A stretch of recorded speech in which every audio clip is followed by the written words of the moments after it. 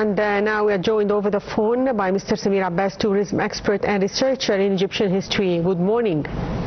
Good morning. Good morning, Shireen. Mr. Samir, as Egypt is marking the International Museums Day on May 18th, how will Egypt mark this special occasion? So Egypt has many events took place. First of all, there is a free entry. There is a good news that there is a free entry for the museums in Egypt, and but this free entry is for Egyptians, just not for confusing foreigners as well. They will expect to have a free entry in that day. But what I know that for the Egyptians, they will have a free entry, which is a very good approach. And not only actually for that day, but that museums in Egypt is not only belongs to the Ministry of Archaeological Affairs, but also there is many museums that belongs to the Ministry of Cultural Affairs. And this museum organizing more events, more lectures, workshops, not only for today, but they started already from May 16 and they extend until May 20 for almost a week. And the surprise is there is nearly 150 museums all over Egypt. Almost 1/3 of them, 50, are archaeological museum, but the rest they are culture museums, not archaeological museums.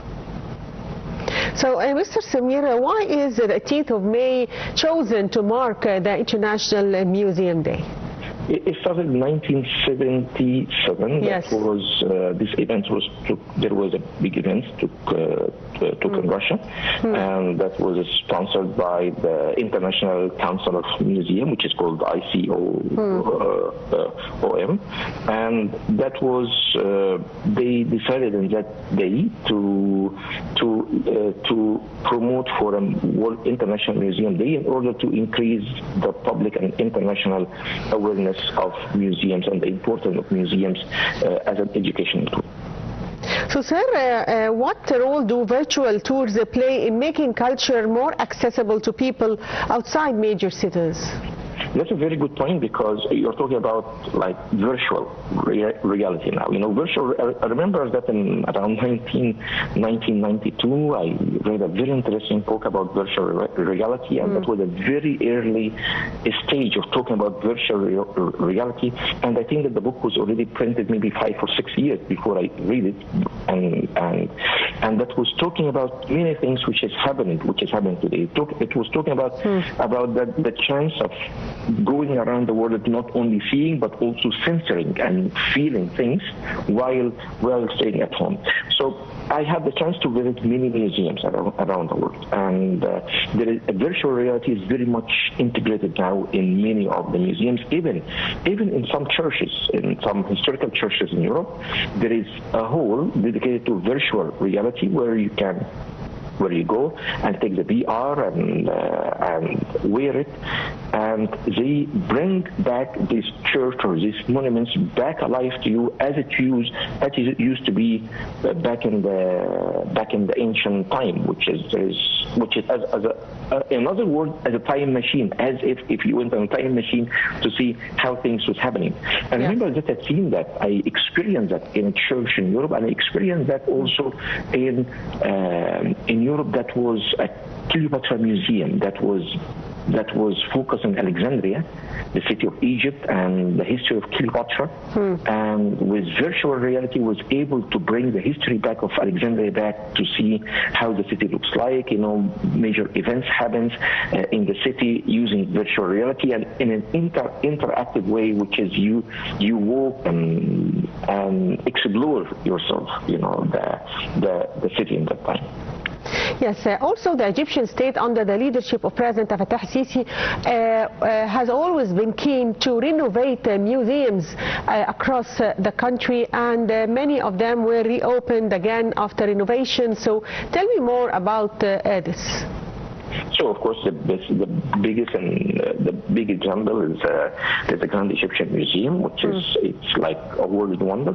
now, and I'm sure that we talked a lot about the Grand Egyptian Museum, but today I would like to attract attention to some other museum might be as famous as the Grand Egyptian Museum. They are very important. One of these museums, which is considered the oldest museum ever made in Egypt, around 1895, as far as I remember. And this museum is called the Greco-Roman Museum in Alexandria. And this museum has been renovated and reopened almost a year and a half ago in one of the best examples of museums in Egypt. It is not as big as the Gem, but includes a very important part of Egyptian history displayed in a very unique way. Yes, also we can't talk about the museums without mentioning the Grand Egyptian Museums, one of the great achievements of the Egyptian state. And why did the Times refer to the Grand Egyptian Museum as a new world wonder? So can you rephrase your question again, please? Yes, I'm talking about the Grand Egyptian Museum. Yes. And the Times magazine refer to the Egyptian Museum as a new world wonder. So how do you see this? Yes, so the unique thing about the Grand Egyptian Museum is not only a building, it is integrated in the archaeological site of Giza as well, and that is the beauty of the building. It's like a complex of museums. It's not only one building, it's a complex, because when you go there, it's not only the main showroom, which is explain the Egyptian history or the antiquities of ancient Egypt, but also there's an outdoor display showing things, how it was displayed normally in reality, showing one of the unique pieces around the world, which is Sunboat Museum, a wooden boat, cedar wood, as early as old as 4,500 years, it is a miracle to be preserved all that long. And the most important that it has a very interactive tools to show the visitors how museum work is being done, how renovation has been done. There is a project which is already ongoing in the Grand Egyptian Museum now of rebuilding or renovating the second boat, which is as old as the first one, the 4,500 years old one, but the sailboat belongs to Khufu. And the unique thing that they will do the work in the eye and the witness of the visitors.